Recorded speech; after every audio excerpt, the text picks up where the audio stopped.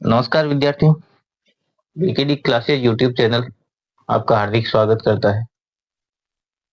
हम पढ़ रहे थे राजस्थान का इतिहास, जिसके दो पार्ट हम पढ़ चुके हैं और आज राजस्थान के इतिहास का जो तीसरा पार्ट है उसमें पढ़ने वाले हैं राजस्थान की सभ्यताएं।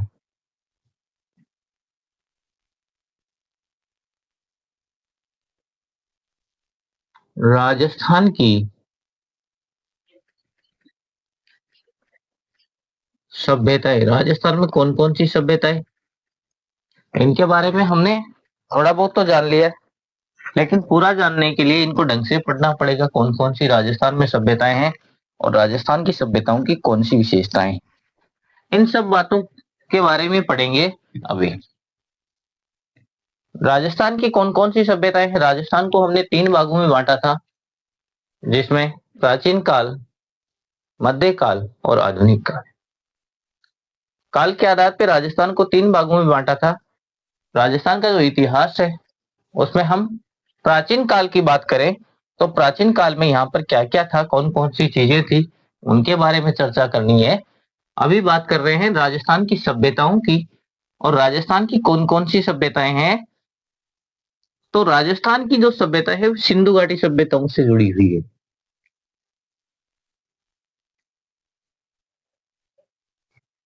सिंधु घाटी सभ्यता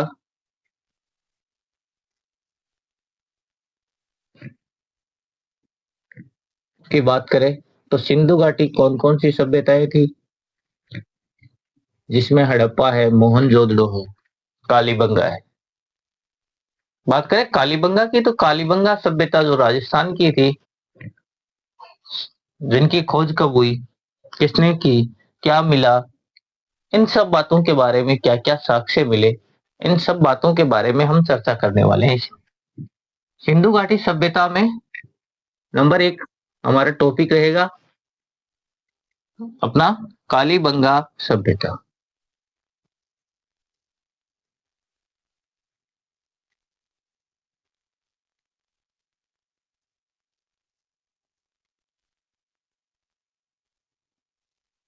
सबसे पहले बात करें कि कालीबंगा का क्या अर्थ होता है। कालीबंगा क्या है, इसका क्या शाब्दिक अर्थ हो सकता है, इसका नाम कालीबंगा क्यों पड़ा। अब यहाँ पे जो साक्ष्य मिले जिनके आधार पे इनका नामकरण हुआ, और ये शब्द जो है वो सिंधी यानी पंजाबी शब्द, पंजाबी भाषा का शब्द है। ये शब्द है सिंधी, पंजाबी भाषा का शब्द।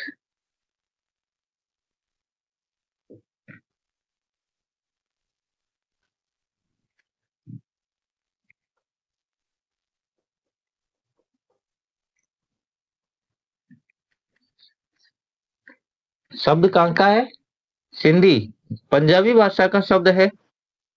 शाब्दिक अर्थ क्या है,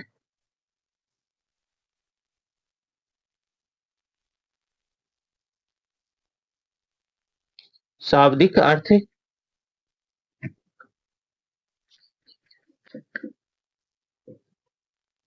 काले रंग की चूड़ियां।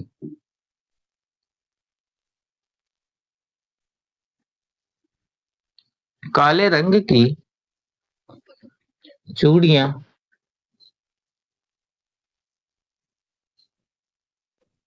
अर्थ है इसका। किसका अर्थ है, कालीबंगा का। कालीबंगा का शाब्दिक अर्थ क्या है, काले रंग की चूड़ियां। कब खोज हुई और किसने की, तो खोज हुई थी इसकी 1952 में। कब हुई थी, 1952 में।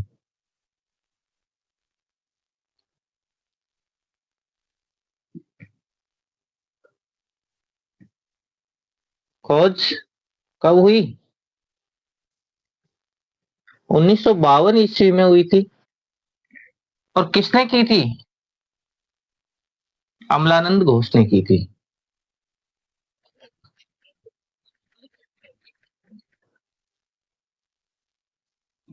अमलानंद घोष ने की थी।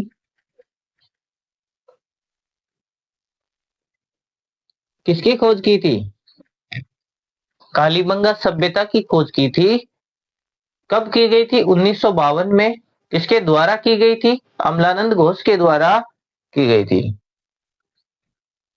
अब जब खोज हो गई, पता चला कि वहां पर एक सभ्यता है, उस सभ्यता को जो जमीन के नीचे दफन है, उसको खोज तो कर ली गई, पता तो चल गया, लेकिन जिस व्यक्ति ने खोज की उन्होंने उत्खनन नहीं किया था, उत्खनन किसी दूसरे व्यक्ति ने किया था। तो उत्खनन किसने किया था? दो व्यक्ति शामिल है इसमें।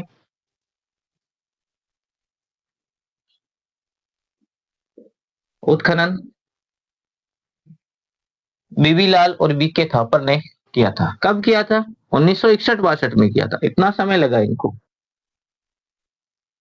खोज तो हो गई थी 1952 में, और उत्खनन हुआ 1961 से 62 के बीच। किसने किया था? बीबी लाल, बीबी लाल और बी के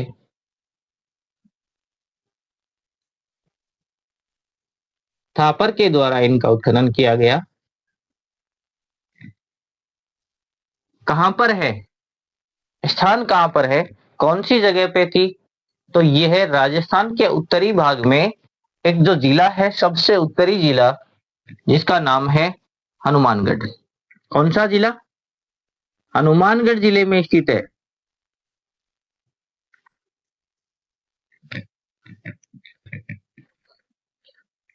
हनुमानगढ़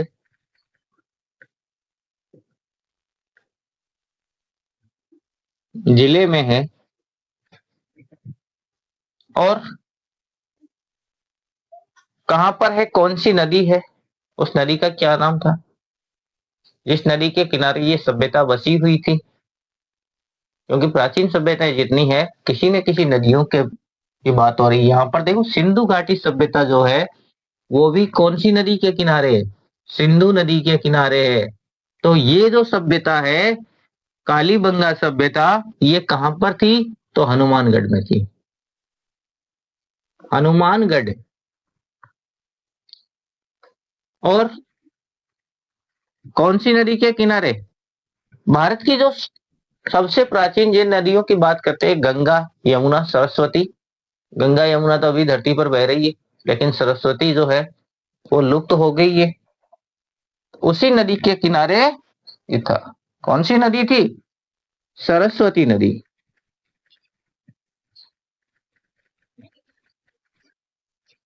सरस्वती नदी। अब सरस्वती नदी लुप्त हो गई, लेकिन वर्तमान में उसी स्थान पर राजस्थान में एक नदी बहती है जिसका नाम है घग्गर नदी। क्या नाम है? घग्गर नदी।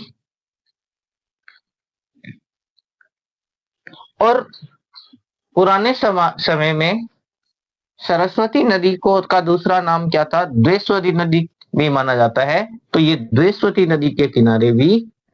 अब देखो, ये जो सभ्यता है, ये किस प्रकार की सभ्यता है और यहाँ पर क्या क्या है। तो इस नदी का जो है, इस सभ्यता का और इस नदी का गहरा संबंध है। सिंधु घाटी सभ्यता और इस जो ये कालीबंगा सभ्यता है, ये सरस्वती नदी के किनारे है। भारत की और भी नदियों के किनारे कई सभ्यताओं का बसाव था। और बात करें यहाँ पर किस प्रकार के साक्ष्य मिले हैं, तो यहाँ पर जो साक्ष्य मिले उनके आधार पे ये ग्रामीण सभ्यता थी। क्या थी? ग्रामीण सभ्यता। कहीं पर शहरी सभ्यता भी मिली है, लेकिन ये कौन सी थी? ग्रामीण सभ्यता थी।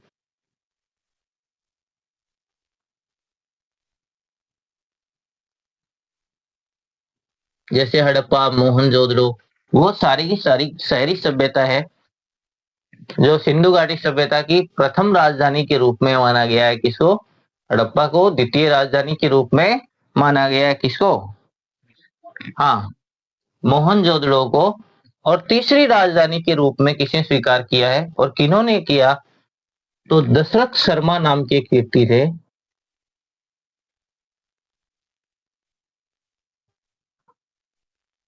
दशरथ शर्मा द्वारा कालीबंगा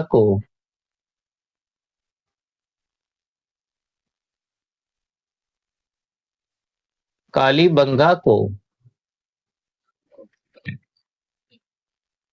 हड़प्पा सभ्यता या सिंधु घाटी सभ्यता का दूसरा नाम ही हड़प्पा सभ्यता है। तो यहाँ पर कंफ्यूज होने की बिल्कुल जरूरत नहीं है। आप सिंधु घाटी सभ्यता लिख सकते हैं, आप जैसे हड़प्पा सभ्यता लिख सकते हैं। तो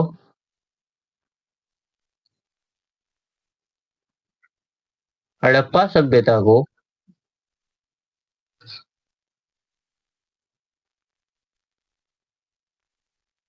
हड़प्पा सभ्यता की तीसरी राजधानी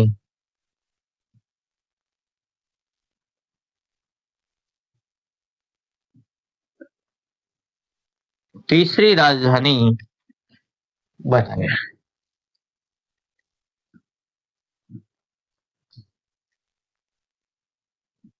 किसने बताया था?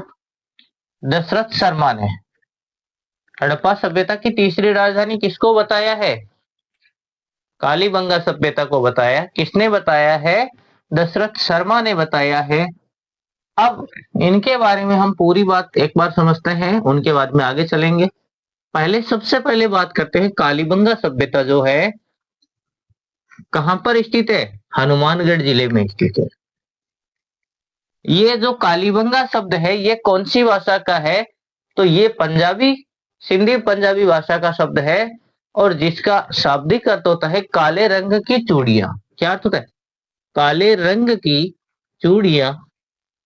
खोज कब हुई और किसने की? खोज की बात करें तो खोज हो गई थी 1952 में। और किसने की थी? अमलानंद घोष ने की थी। यानी आजादी के बाद में इसकी खोज हुई है। भारत 15 अगस्त 1947 को आजाद हो गया था, उसके बाद में इसकी खोज हुई है। और खोज किसने की थी? अमलानंद घोष ने की थी। और कब की थी? 1952 में की गई थी। उस समय भारत की स्थिति इतनी बेहतर नहीं थी कि तुरंत उत्खनन किया जा सके, सभ्यता के बारे में पूरा पता लगाया जा सके कि कौन सी सभ्यता थी, क्या थी। तो उत्खनन विभाग ने कुछ समय इस प्रोजेक्ट को रोका और उसके बाद में 1961 से 62 के बीच में बीबी लाल और बी के थापर के द्वारा क्या किया गया था? इनका उत्खनन किया गया था। अब उत्खनन किया गया था तो वहां से क्या क्या साक्ष्य मिले उनके बारे में चर्चा करेंगे हम अभी। कहाँ पे है? तो ऊपर बता दिया, हनुमानगढ़ जिले में स्थित है। कौन सी नदी के किनारे? प्राचीन जो नदी थी जिसका नाम था सरस्वती नदी, और जहां पे वर्तमान में बहती है घग्गर नदी, और इसका दूसरा नाम है द्वेषवती नदी। ये तो था अपना कालीबंगा सभ्यता के बारे में थोड़ी बहुत जानकारियां, छोटी मोटी चीजें। अब इनके बाद में हम इनके वहां पे क्या क्या मिला भी, जिसकी खोज हुई है, जिसने खोज की है, जिसने उत्खनन किया है, उस उत्खनन में क्या क्या सामग्री प्राप्त हुई, कौन कौन से साक्ष्य प्राप्त हुए, कैसे पता चला कि ये सभ्यता कितनी पुरानी है और इसका क्या नाम रखना है, वहां से कौन कौन सी चीजें मिली, वहां पर रहने वाले लोग किस प्रकार से रहते थे, उनके पास कौन से साधन थे, खेती करने के लिए कौन से साधन थे, और प्राकृतिक आपदाएं कौन कौन सी थी, और क्या क्या मिला, उनका धर्म कौन सा था, धर्म से संबंधित कौन कौन सी चीजें थी। लेकिन सारी बातें समझ में नहीं आई, क्योंकि यहाँ की सबसे बड़ी समस्या ये थी, सिंधु घाटी सभ्यता और हड़प्पा सभ्यता की अगर बात करें तो यहाँ पर मिली हुई चीजों में हमने जितने भी साक्ष्य देखे हैं वो साक्ष्य तो हम सब सब हमारे सामने है, लेकिन उसकी जो लिपि है वो आज तक समझ में नहीं आई, आज तक पढ़ने में नहीं आई। इसीलिए संपूर्ण जानकारी इसके बारे में नहीं मिलती है। कैसी लिपि थी? सर्पिलाकार लिपि थी इनकी। लिपि कौन सी थी? सर्पिलाकार। जैसे सांप चलता है ना, आड़ा टेढ़ा, सर्पिलाकार लिपि। क्या खासियत रही होगी इस लिपि की? इस लिपि को एक बार तो बाएं से दाएं लिखा जाता, फिर दाएं से बाएं लिखा जाता, इसलिए इसका नाम सर्पिलाकार है। पहले तो ऐसे लिखा जाता, यहाँ से शुरू करके यहाँ, फिर यहाँ से दूसरी लाइन यहाँ, फिर वापस यहाँ से यहाँ।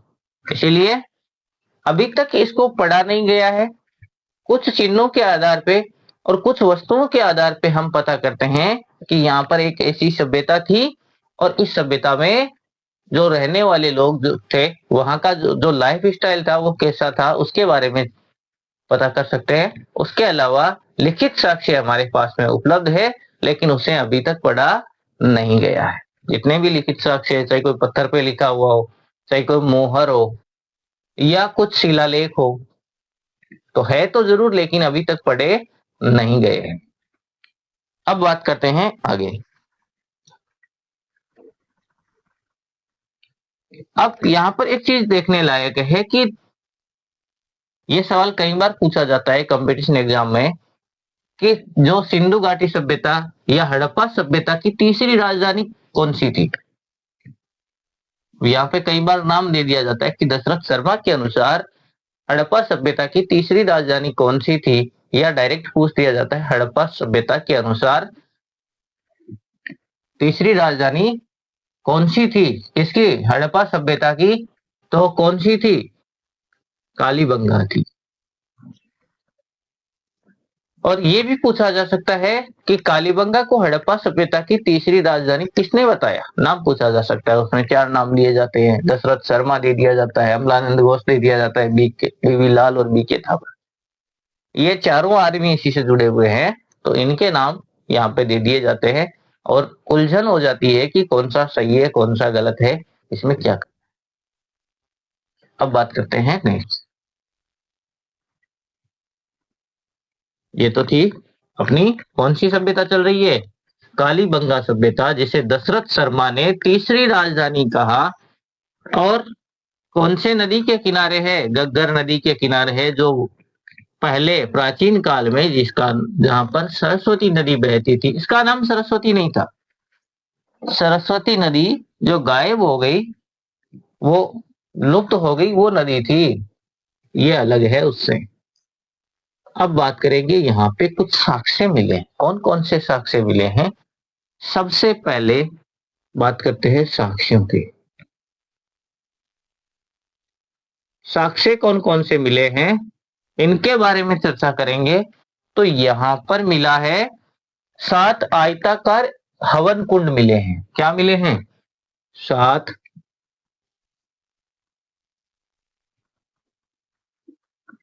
आयताकार हवन कुंड मिले हैं यहां से। यानी यहां पर कोई धर्म कर्म जैसा कोई कोई व्यवस्था थी प्राचीन समय में, जहां पर यज्ञ वगैरह होते थे। 7 आयताकार हवन कुंड का मतलब यह है कि यहां पर यज्ञ संपन्न किए जाते थे। और क्या मिला है, और मिली है युगल समाधियां, स्त्री पुरुष दोनों की जोड़ों से समाधियां मिली है, तो युगल समाधियां यहां पर मिली है। युगल समाधियां यहां से प्राप्त होती है। और क्या मिला है, स्वास्तिक का चिन्ह, ये इंपॉर्टेंट चीज है, यहां से स्वास्तिक का चिन्ह मिला। स्वास्तिक तो जानते हैं आप, क्या होता है स्वास्तिक है, तो यहां से मिला है स्वास्तिक का चिन्ह।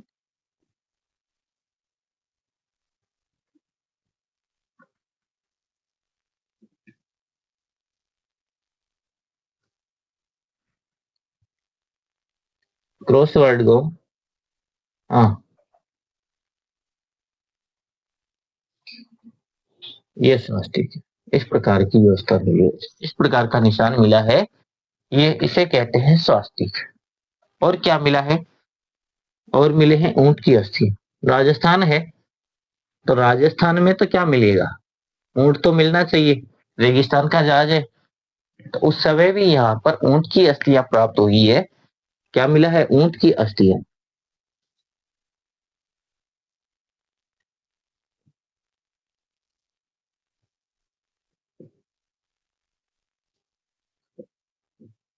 ऊंट की अस्थियां प्राप्त होती है यहाँ से।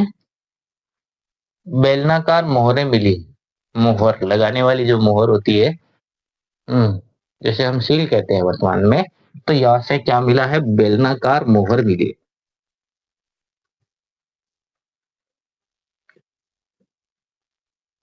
बेलनाकार मोहरे, ज्यादा मिली है तो मोहरे हैं। और क्या मिला है? अलंकृत ईंटों के साक्ष्य, यानी सुंदर बनावट वाली ईंटें हैं जिसकी सजावट की गई है, ऐसी ईंटें मिली है। तो क्या मिला है? अलंकृत ईंटों के साक्ष्य।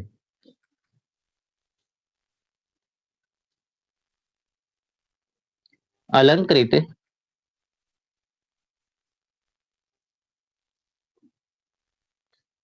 ईंटों के साक्ष्य। क्या मिला है? अलंकृत ईंटों के साक्ष्य मिले हैं, लकड़ी की नाली के अवशेष मिले हैं। और क्या मिला है?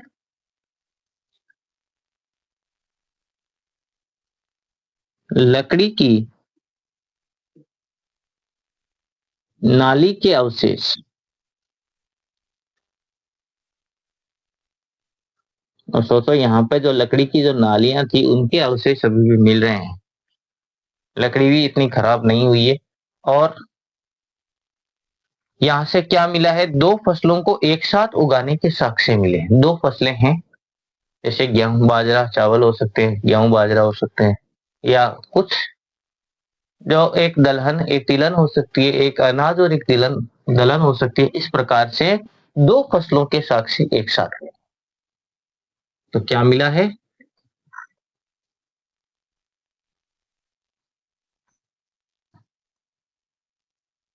दो फसलों के एक साथ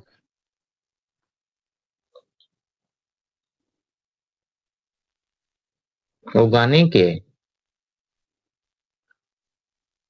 साक्ष्य। एक ही खेत में दो फसल हो रही। कंघियां मिली है, बाल संवारने के लिए कंघियां मिली है, और वो भी कोई नॉर्मल कंघी नहीं है। ऐसा तो है नहीं कि लकड़ी से बनी है या कोई मिट्टी को पका कर बनाया गया है। ये जो कंघियां है ये हाथी दांत की कंघी है। तो क्या मिला है? सोचो कितने लोग संपन्न रहे होंगे जिनके घर में कंघी भी हाथी दांत की रही होगी। तो हाथी दांत ही कंघी के अवशेष मिले हैं। हाथी दांत ही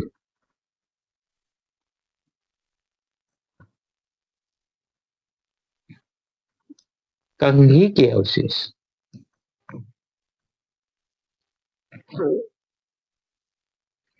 लिख लेते हैं इतना ही। हाथी दांत की कंघी मिली है। और क्या मिला है? और भी कुछ चीजें मिली है जिनमें यहाँ के जो लोग हैं वो शल्य चिकित्सा में एक्सपर्ट थे, ऑपरेशन करने में एक्सपर्ट थे। और किसका ऑपरेशन? नॉर्मल ऑपरेशन नहीं, पेट का गुर्दे का, ये तो कोई भी कर लेता था। यहाँ पे मस्तिष्क का ऑपरेशन करने के साक्ष्य मिले हैं। तो मस्तिष्क शोध चिकित्सा के प्रमाण मिले हैं।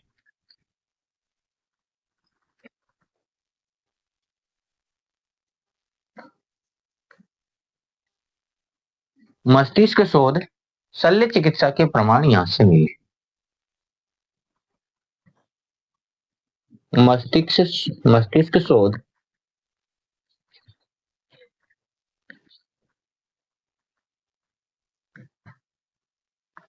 शल्य चिकित्सा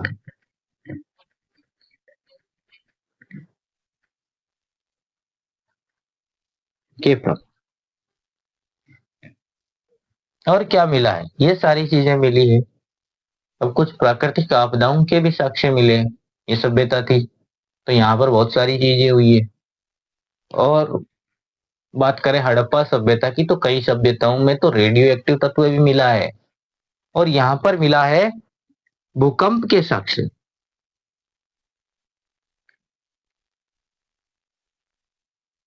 भूकंप के साक्ष्य मिले। किसके साक्ष्य मिले हैं? भूकंप के साक्ष्य मिले हैं। और ये सारी चीजें कहां से मिली है? कालीबंगा से। और क्या मिला है? और भी बहुत सारी चीजें मिली है। तो और क्या मिला है? अब देखो जगह थोड़ी सी कम पड़ रही है तो ऊपर लिख रहा हूं। हाँ, जुते हुए खेत के निशान मिले। और कहां पर मिला है? इस सभ्यता के दक्षिण पूर्व दिशा में मिला है, यानी गांव जो बस्ती बसी हुई थी उसके जो पास में खेत के निशान मिले हैं, वो भी जुते हुए खेत के हल के निशान बाकायदा मिले हैं। तो जुता हुआ खेत, जुता हुआ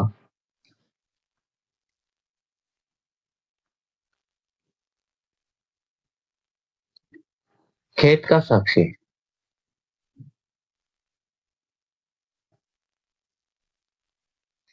ठीक है, जुते हुए खेत के साक्ष्य मिले हैं।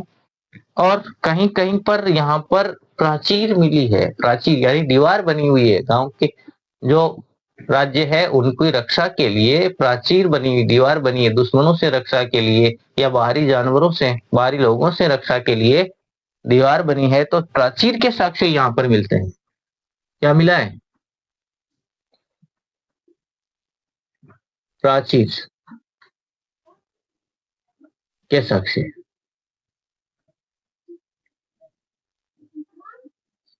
और वो भी कैसा? दोहरी दीवार मिली है, एक नहीं, दो दो दीवारें मिली है। दोहरी प्राचीर के साक्ष्य यहाँ से प्राप्त होते हैं। और कुछ आकृतियां भी मिली है, मिट्टी से बनी हुई है, खिलौने टाइप है। और कौन कौन सी है? तो आकृतियां कौन कौन सी है?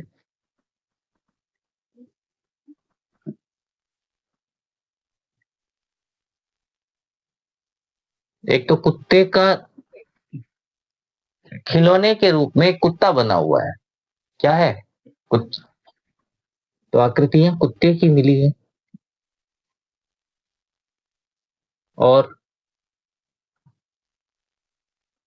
वृषभ यानी बैल के चित्र मिले हैं, बैल की जो आकृतियां बनी हुई मिली है। और ये जो सभ्यता थी कांस्य युगीन सभ्यता थी, तो कई सारी चीजें और भी मिली है। और क्या क्या मिला है इनके बारे में जानेंगे अभी।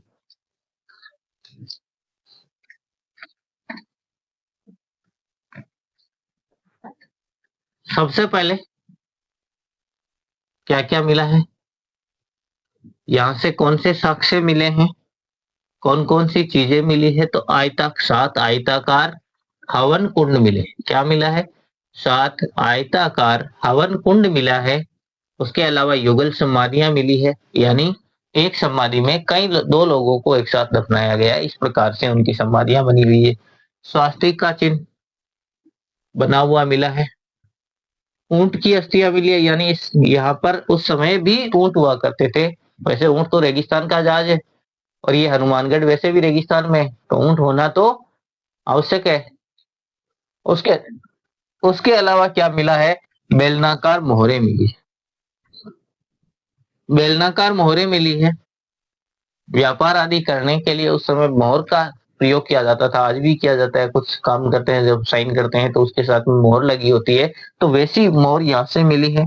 और उसके अलावा अलंकृत ईंटों का साक्ष्य मिला। ईंटें जो है उन पे अलग अलग प्रकार की चित्रकारी की गई है, सुंदर दिखाने के लिए, ईंटों को सुंदर बनाने के लिए उस पे डिजाइनें बनाई गई है। इस प्रकार की ईंटें मिली है। अब कैसी ईंटें मिली है? बाकी सब में पक्की ईंटें मिली है, यहाँ पे कच्ची ईंटों के भी साक्ष्य मिले, ये बात है। और लकड़ी की नालियां बनी हुई है, लकड़ी की नालियां मिली है। जबकि सिंधु घाटी सभ्यता यानी हड़प्पा और मोहनजोदड़ो में तो पक्की नालियां मिली है, ईंटों से बनी हुई। यहाँ पर लकड़ी से बनी हुई नालियां मिली है। और क्या मिला हुआ है? जुते हुए खेत का निशान मिला है।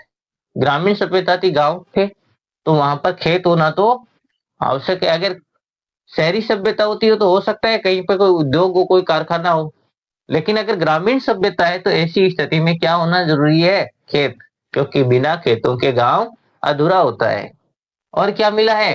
प्राचीर के साक्ष्य मिले हैं, परकोटा मिला हुआ है, परकोटा बना हुआ मिला है। कहीं पर इसके साक्ष्य, थोड़े बहुत इसके भी साक्ष्य मिले हैं।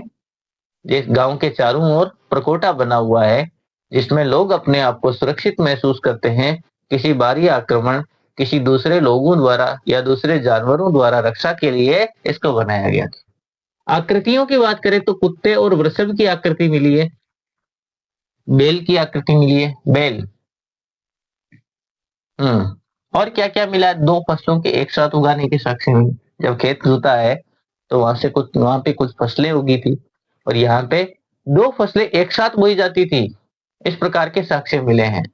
उसके अलावा क्या मिला? हाथी दांत की कंघी मिली। हाथी का दांत होता है ना, उससे बनी हुई कंघी मिली है।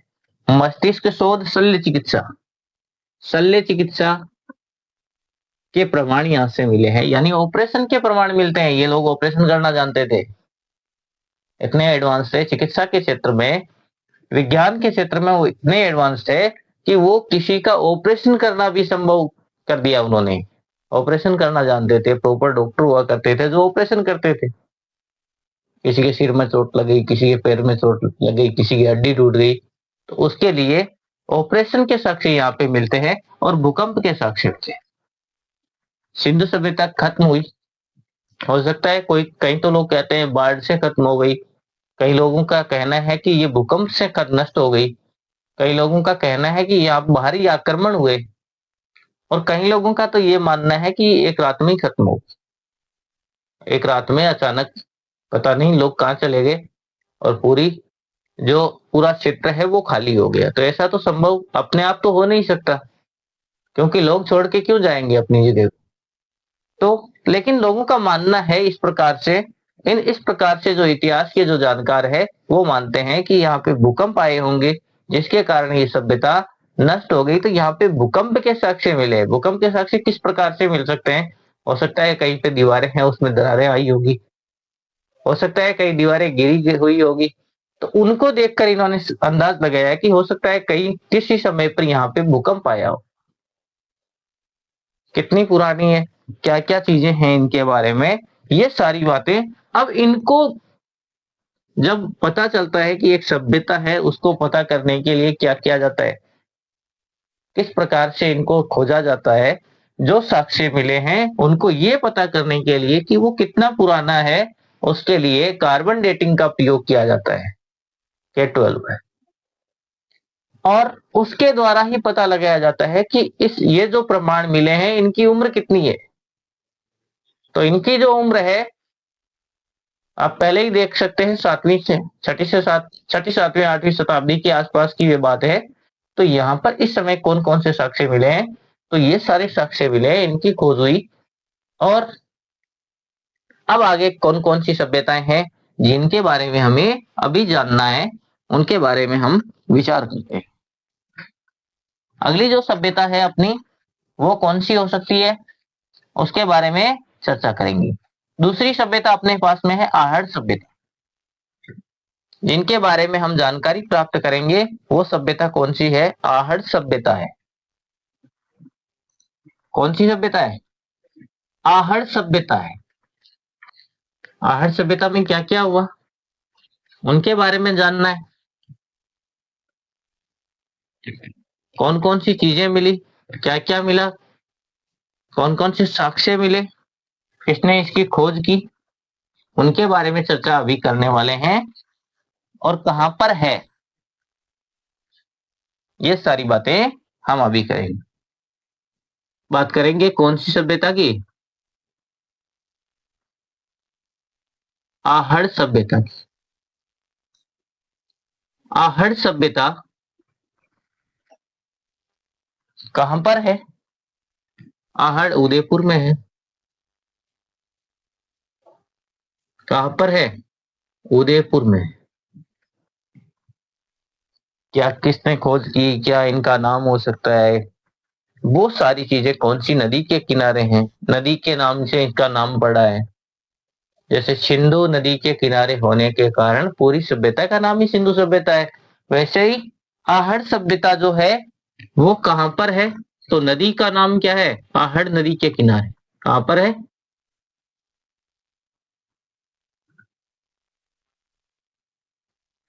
आहड़ नदी के किनारे। कौन सी नदी के किनारे? आहड़ नदी के किनारे। कौन सी सभ्यता है? आहड़ सभ्यता है। आहड़ नदी के किनारे है। सभ्यता कौन सी है? आहड़ सभ्यता है। और कहां पर है? जिला कौन सा है? तो उदयपुर है। क्षेत्र कौन सा है, किस क्षेत्र में है? तो ये उदयपुर क्षेत्र में है, आहड़ नदी के किनारे है। पुरानी बसी हुई सभ्यता थी जिसके केवल साक्ष्य मिले हैं। वो कौन सी सभ्यता है? तो वो आहड़ सभ्यता है। अब खोज की थी इसकी अक्षय कीर्ति व्यास ने। किसने की थी खोज?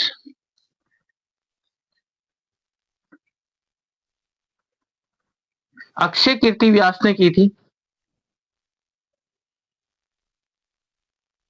अक्षय कीर्ति व्यास ने की थी। खोज की थी अक्षय कीर्ति व्यास के द्वारा इसको खोजा गया था।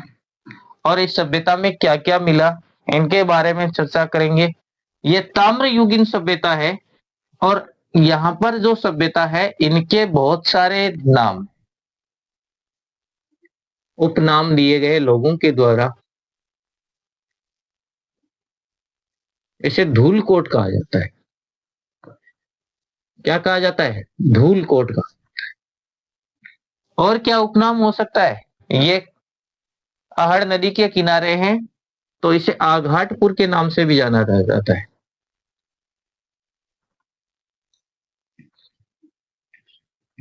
आघाटपुर के नाम से भी जाना जाता है। और कौन से नाम है इसके? ताम्रवती नदी ताम्रयुगीन सभ्यता है तो इसे ताम्रवर्ती नगरी कहा जाता है। ताम्रवती नगरी। और क्या नाम हो सकता है? आहड़ नदी जो है बनास की सहायक नदी है तो इसे बनास सभ्यता के नाम से जानते हैं।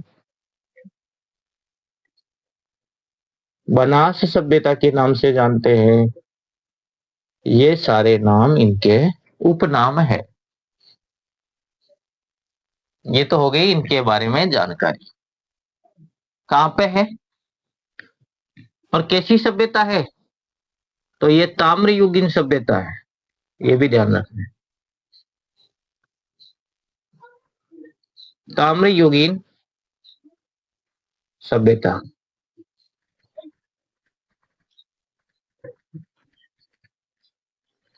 और भी ताम्रयुगीन सभ्यता है जैसे झुंझुनू की सुनारी है। और भी बहुत सारी सभ्यताएं हैं जो ताम्रयुगीन सभ्यता है। अब यहाँ से क्या क्या मिला है? कौन कौन से साक्ष्य मिले हैं? गणेश सभ्यता भी ताम्रयुगीन है जो सिक्कर में है। यहाँ पे क्या क्या मिला है उसके लिए बात करते हैं। तो यहाँ पर साक्ष्यों की बात करें कौन कौन से साक्ष्य है?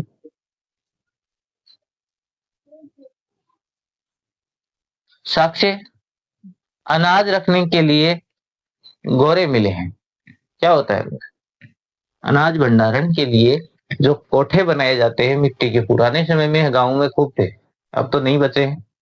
किन्हीं किन्हीं घरों में बचे हैं, शहरों में तो देखने को नहीं मिलेंगे। अभी तो हो सकता है कहीं पे कोई लोहे का साधन आ जाए उसकी जगह, उस कोठे की जगह लोहे का कोठा अपना स्थान ले ले। लेकिन कई घरों में अभी भी बचे हुए हैं पुराने जो घर हैं, उन घरों में आज भी देखने को मिलते हैं। तो अनाज रखने के लिए गोरे या कोठे मिले हैं।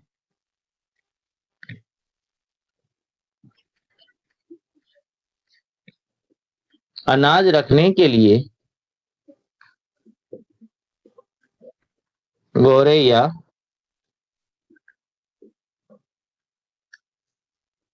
कोठे के साक्ष्य क्या होता है?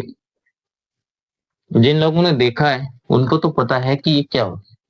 एक मिट्टी से बना हुआ बर्तन टाइप होता है जिसके ऊपर का जो मुंह है उसमें उससे अनाज डाल के उसको बंद कर दिया जाता है, जिसमें हवा और नमी नहीं घुसती है, जिससे अनाज लंबे समय तक सुरक्षित रहता है। बार बार उसे ऊपर से दही निकालना पड़े इसके लिए एक छोटा सा मुंह उसके एकदम नीचे पेंदे पे लगा दिया जाता है। और उसको खोलकर जितना अनाज चाहिए वो निकाल लिया जाता है, फिर बंद कर दिया जाता है, फिर चाहिए फिर निकाल लिया जाता है, फिर बंद कर दिया जाता है। इस प्रकार की व्यवस्था है। ग्रामीण लोगों को तो आज भी थोड़ा बहुत पता है इसके बारे में। अब क्या कौन कौन सी चीजें हैं जो पुराने लोग हैं इनसे उनसे आप इनके बारे में जानकारी ले सकते हैं। ये आप दादाजी से पूछ सकते हैं कि दादाजी ये कोठा क्या होता है जिसमें अनाज रखा जाता है? इसे कोठी भी कहा जाता है ना। कोठी क्या होती है? जिसमें अनाज रखा जाता है। और मृत भांड मिले हैं, मिट्टी से बने हुए बर्तन। मृत भांड क्या होते हैं?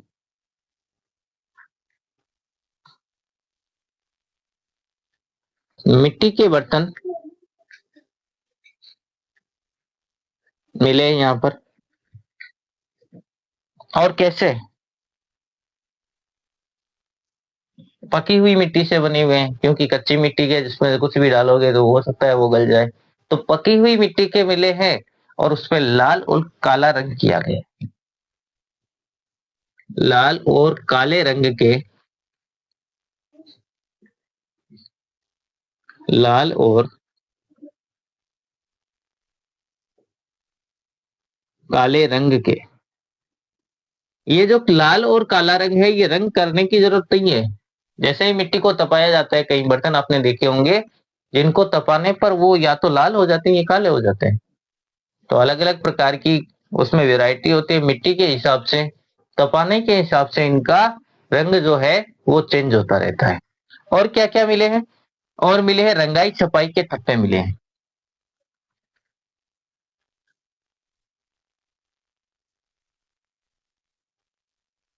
रंगाई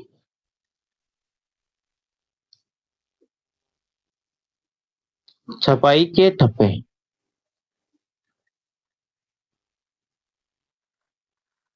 रंगाई छपाई के ठप्पे, और ये कहाँ काम आते हैं? जो कपड़े होते हैं उनको रंगने के लिए, कपड़ों को रंगने के बाद में उस पे अलग अलग डिजाइन बनाने के लिए पुराने समय में एक ठप्पे टाइप का उपयोग किया जाता था। एक सील जैसा होता था जिसको लगाकर अलग अलग प्रकार की डिजाइनें बनाई जाती थी उस कपड़े पे, तो उसे कहते हैं ठप्पा।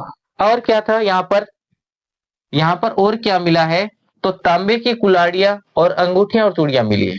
तांबे की कुल्हाड़ियां,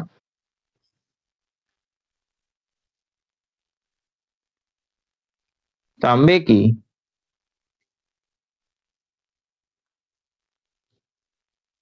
कुल्हाड़ियां,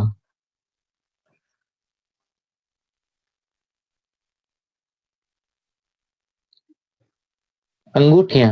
अंगूठी क्या होती है रे? अंगूठी होती है जो अंगुली में पहनी जाती है, ये तो पता है ना। अंगुली में जो पहनी जाती है वैसी अंगूठियां जो आजकल सोने और चांदी की आती है, उस समय यहाँ पे किसकी मिली है? तांबे की मिली है। और क्या मिले हैं? चूड़ियां, वह चूड़ियां मिली है।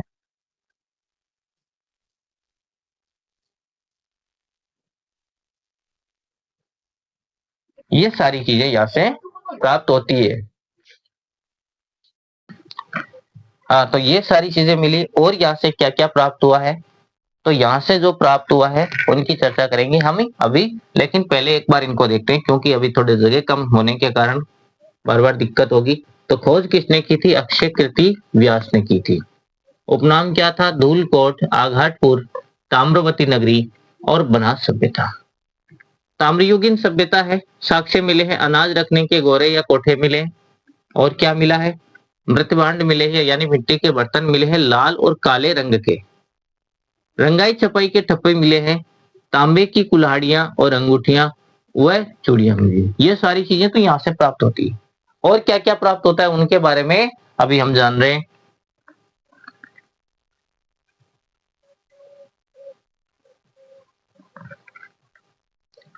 इसके अलावा क्या क्या मिला है उसके बारे में चर्चा करेंगे अभी। इसके अलावा क्या मिला है? तो यहाँ पर ग्रीक मुद्रा मिली है। ग्रीक मुद्रा,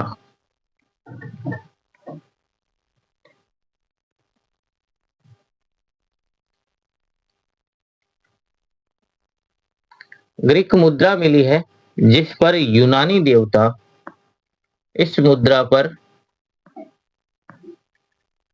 यूनानी देवता जिनका नाम है अपोलो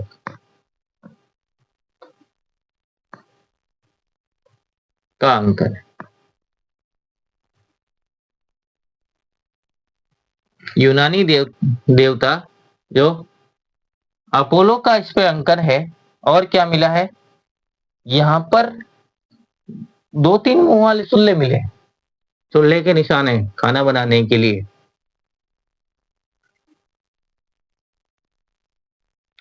चूल्हे के साक्ष्य, स्पेशल वाले चूल्हे हैं उनके साक्ष्य यहाँ से प्राप्त होते हैं। और क्या मिला है, और मिले हैं एक मिट्टी से बनी हुई बेल की आकृति मिली है।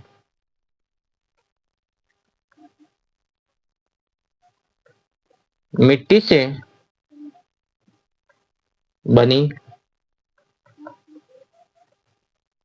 बेल की आकृति,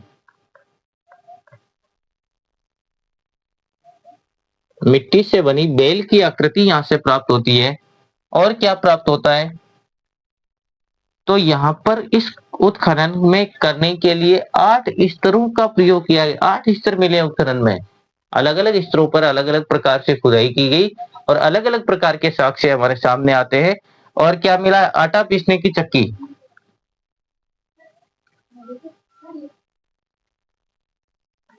और क्या मिला है, आटा पीसने की चक्की। आटा पीसने की चक्की के साक्ष्य मिले हैं, चक्की यहां से प्राप्त होती है। और क्या मिला है, जल पात्र मिला है, पानी पीने के लिए जल पात्र मिला है। ये सारी चीजें यहां से प्राप्त होती है। और कहां से प्राप्त होती है, ये सारी की सारी चीजें जो है आहड़ सभ्यता से प्राप्त होती है। कहां से प्राप्त होती है, आहड़ सभ्यता से प्राप्त होती है। और इस सभ्यता को जो है हम क्या मानते हैं, ये सभ्यता जो है कैसी सभ्यता है, तो ये ताम्रयुगीन सभ्यता है। ताम्रयुगीन सभ्यता है। सभ्यता कैसी है, ताम्रयुगीन सभ्यता है। इस सभ्यता में कौन कौन सी चीजें मिली है उनके बारे में हमने चर्चा की। अब बाकी जितनी भी सभ्यताएं राजस्थान में मिली है उनके बारे में चर्चा करेंगे हम अगले वीडियो में। ऐसे हम पार्ट बाय पार्ट पढ़ रहे हैं। जितना आप समय दे रहे हो उनके लिए आपका धन्यवाद, और अपना प्यार यूं ही बनाए रखें। बाकी मिलते हैं अगले वीडियो में, तब तक के लिए धन्यवाद।